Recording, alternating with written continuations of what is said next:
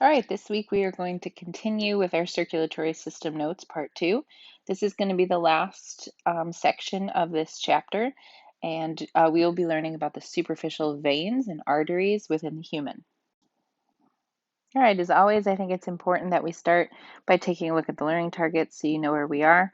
We've already covered learning target number 1, learning target number 2, learning target number 4, and we've done learning target number 5, bits and pieces of it throughout our notes.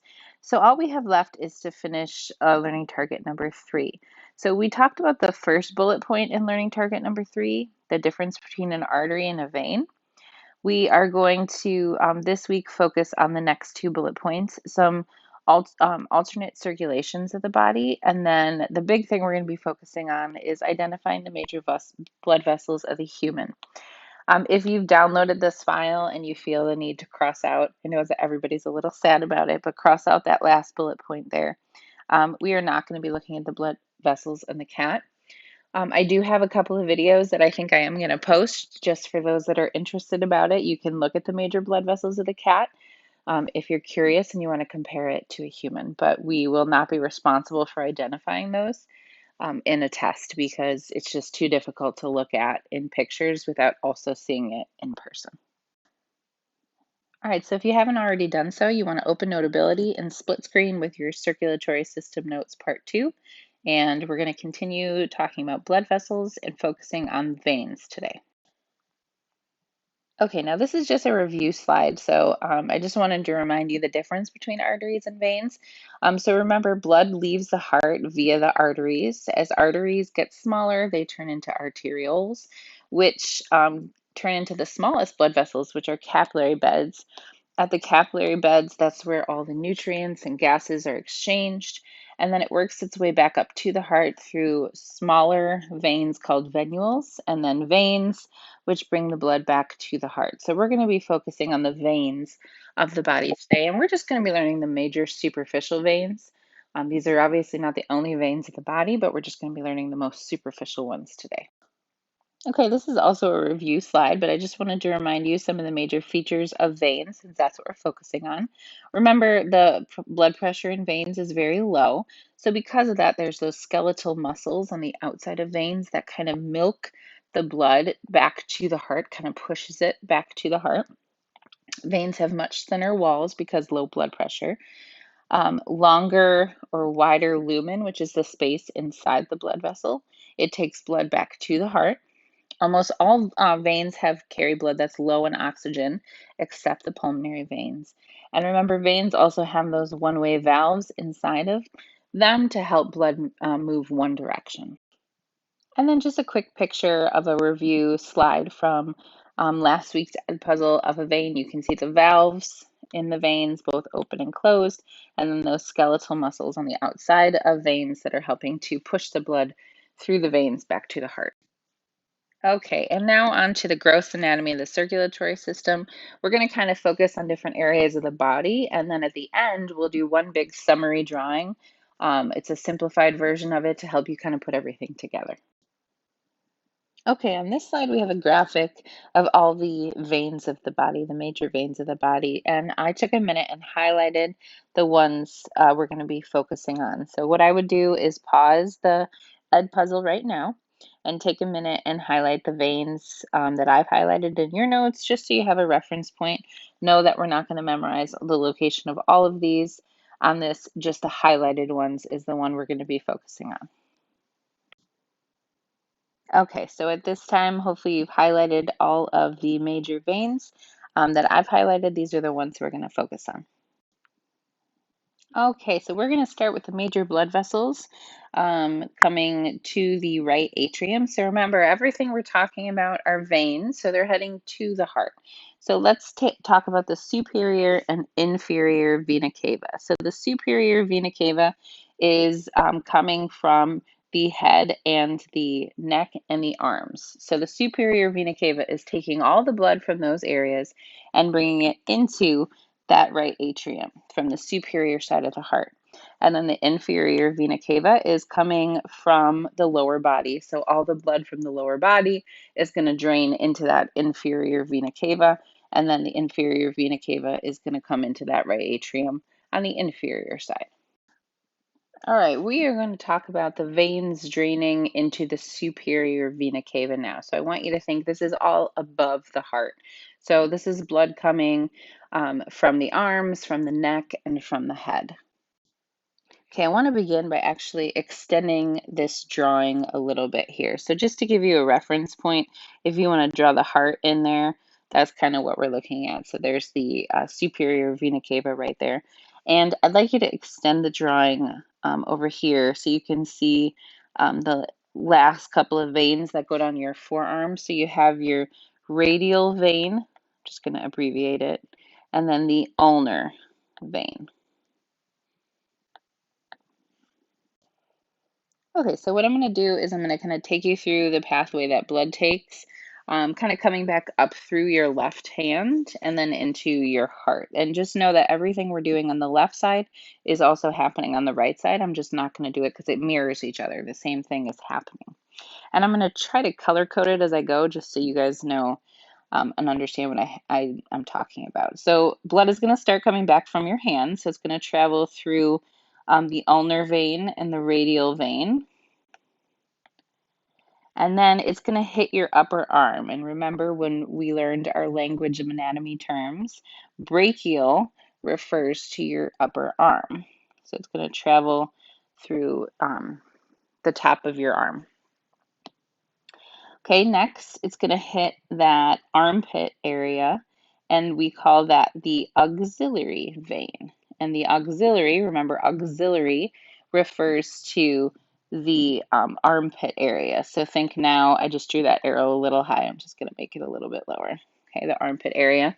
So blood's traveling through your armpit area, which is known as your axillary vein.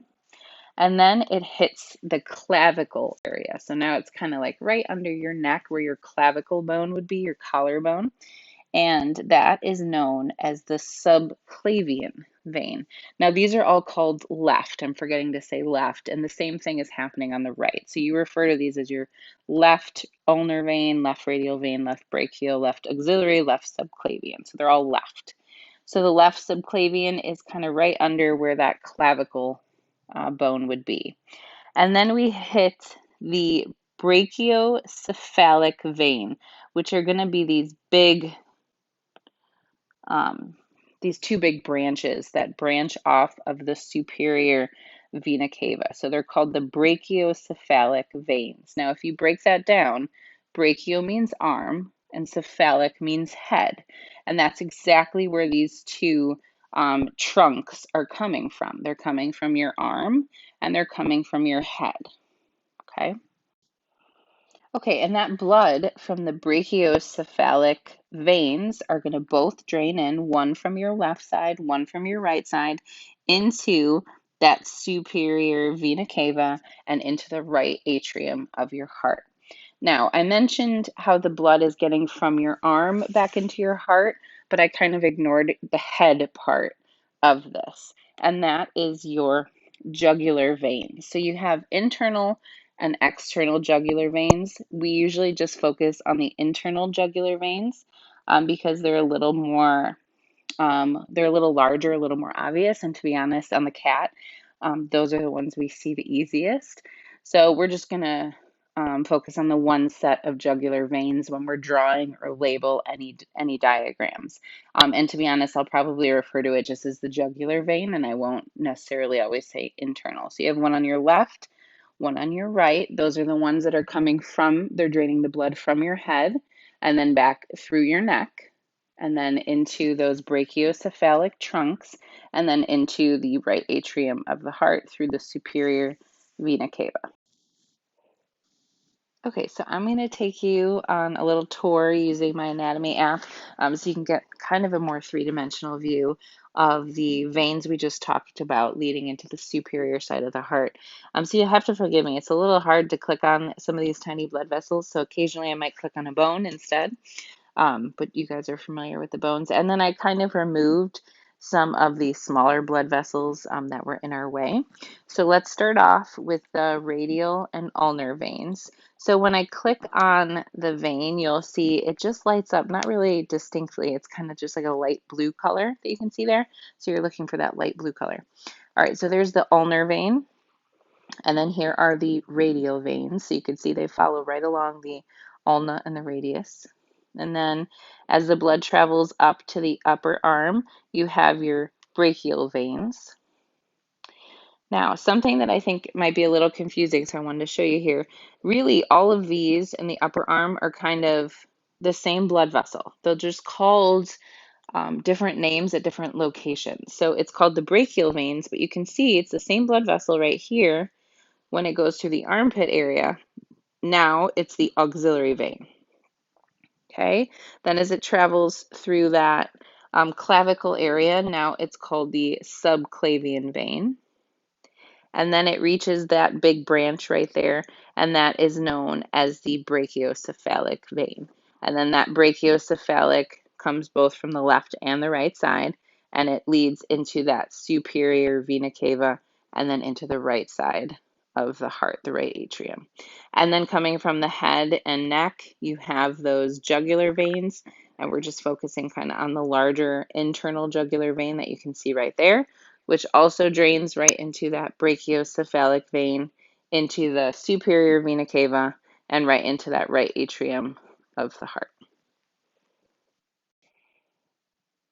Okay, I actually went over everything that's already on this slide, the next slide. So this is just talking about the left and right brachiocephalic veins, which are right here. And that's just reminding you that it's taking everything from the arms and the head. So the subclavian veins are draining into there. The vertebral veins, which we're not vertebral veins, which we're not labeling on any diagram or anything, but that's coming from your vertebral column, is also draining into there.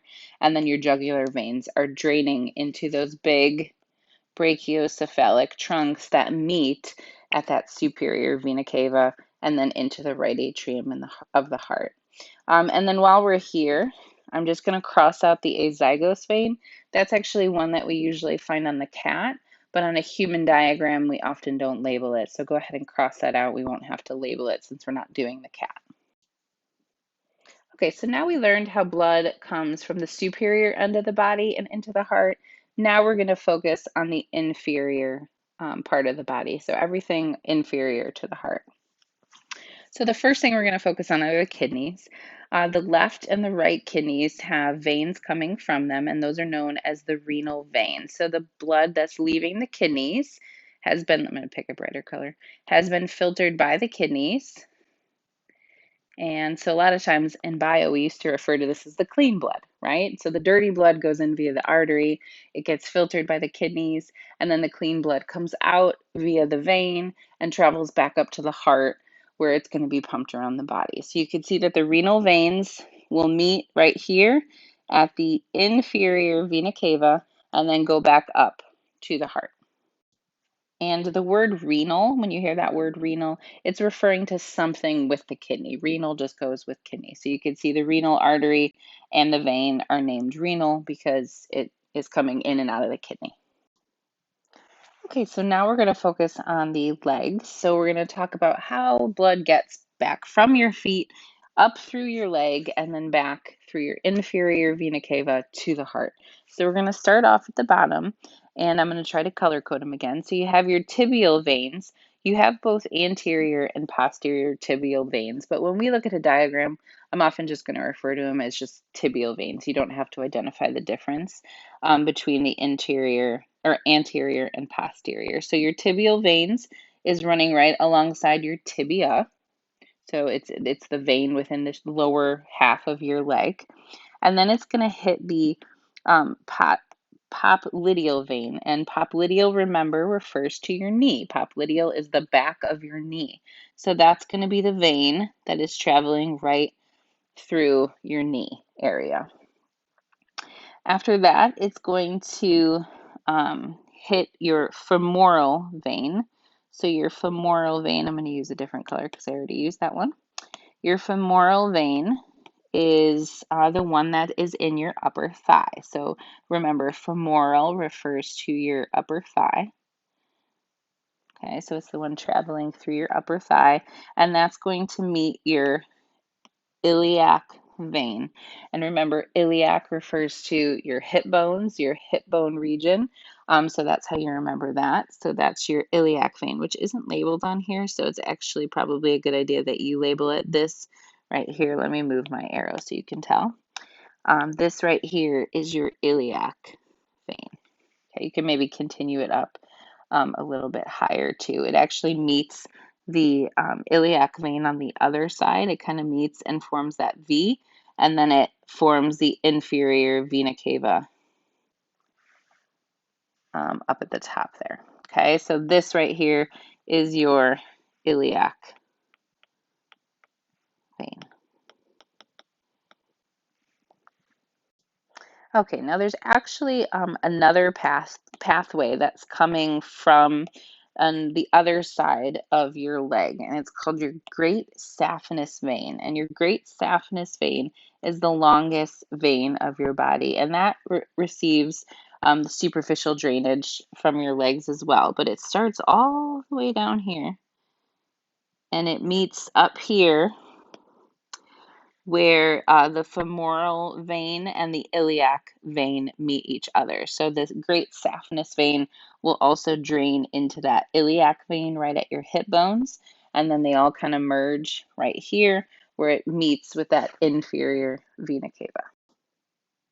Okay, I didn't like the view of the iliac veins on that last slide, so I just wanted to give you kind of a better idea of what it looks like. So here's your iliac veins, and what I was trying to show you is that they meet right here and then form that inferior vena cava that travels back up to your heart.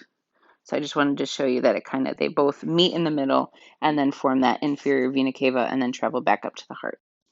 Go on a tour of the veins of the lower half of the body. So again, they're going to light up in light blue as I click on them. I'm just going to try not to click on any bones, which you'll see light up in like a bright green color. So let's first start with the tibial vein. So remember, the tibial veins run down your, right along your tibia. So that's a good way to remember it. And then as it meets the knee, again, remember, it doesn't necessarily mean it's a different blood vessel. It's just a different location of that same blood vessel. So right as it travels behind the knee, this is known as your popliteal vein. And now we're traveling up the leg, and it's going to meet your femoral vein. So remember, femoral means thigh, your upper thigh. So there's your femoral vein. And then your femoral vein is going to, at your hip bones, change into that iliac vein. And then the iliac veins meet, both sides form that V structure into that inferior vena cava. And that inferior vena cava is going to travel up to the right atrium. You can see it coming in the right atrium right there. Okay, let's go find your great saphenous vein. So your great saphenous vein, remember, is the longest vein of the body. Oops. Okay. Find the saphenous vein, Brennan. There it is. Okay, so you can see it's lit up in light blue there. So it starts all the way from your foot, travels through alongside your tibia, behind your knee, and then up and meets again the iliac veins, and then back up to the inferior vena cava, and then into the heart. Okay, what I like to do now and what helps me the most is doing a simplified version of all of these superficial veins so you can kind of understand the pathway on a very simple level. So make sure you're split screen with Notability, and I would really encourage you to do this drawing with me. So you want to start by drawing a heart, and I apologize for the proportions of the human I'm about to draw because usually it's pretty goofy. So what I like to do is start with the blood draining from the hands. So draw those two veins, the radial and ulnar veins coming from your forearm, travels through your upper arm, through your armpit, your clavicle area, and then it forms those two big branches and then into the right atrium of the heart. And it does the same thing on the other side. This person has some pretty big shoulders. And then you have that vein draining from the neck as well. Okay, so let's go ahead and label those. So we have our radial vein. Now, this is remember, everything on the left is all called left. So left radial vein. This is the left ulnar vein. Then we have where it meets and then goes to our upper arm, we have the left brachial vein. And then we have where it travels through our armpit, the left auxiliary vein. And then where it travels through our clavicle area, we have the left subclavian vein. And then we have draining from our neck, we have the left jugular, I'm going to abbreviate that, vein. Oh, and this one's a hard one to fit, but we have here, that's one branch, so that's the left brachiocephalic vein. And then coming into the heart where everything all meets, coming from the head and the neck, is the superior vena cava. And that all drains into the right atrium. So it'd be the same thing on the right side. So I'm not going to label all the ones on the right side, the same pathway.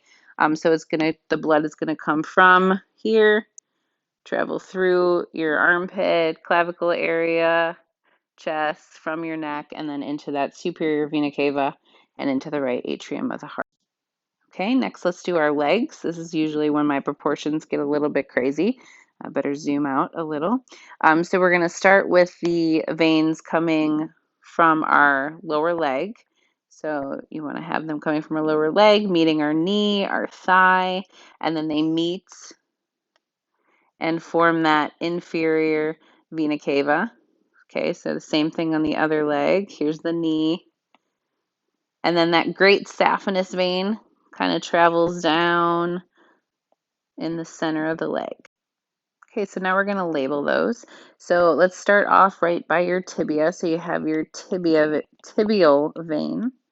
You have where it hits your knee, that's your popliteal. Did I spell that right? I think I did. Okay. And then you have where it's traveling through your thigh, you have your femoral vein. And then where it travels through your hip area, you have your iliac. And then it meets that inferior vena cava.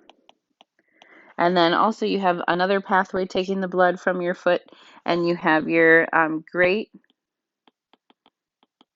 saphenous vein. I'm going to abbreviate that because it's a long word.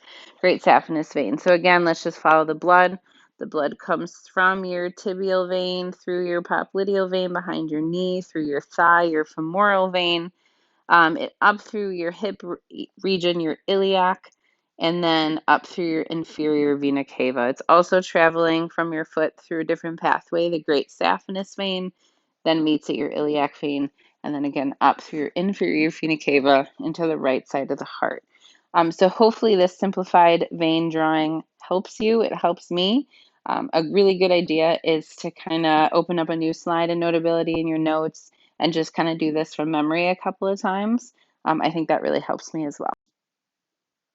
All right, guys, thank you for watching this ed puzzle on simplified or superficial veins of the body. We're going to do a little bit of practice with this this week, and then we're going to move on to arteries.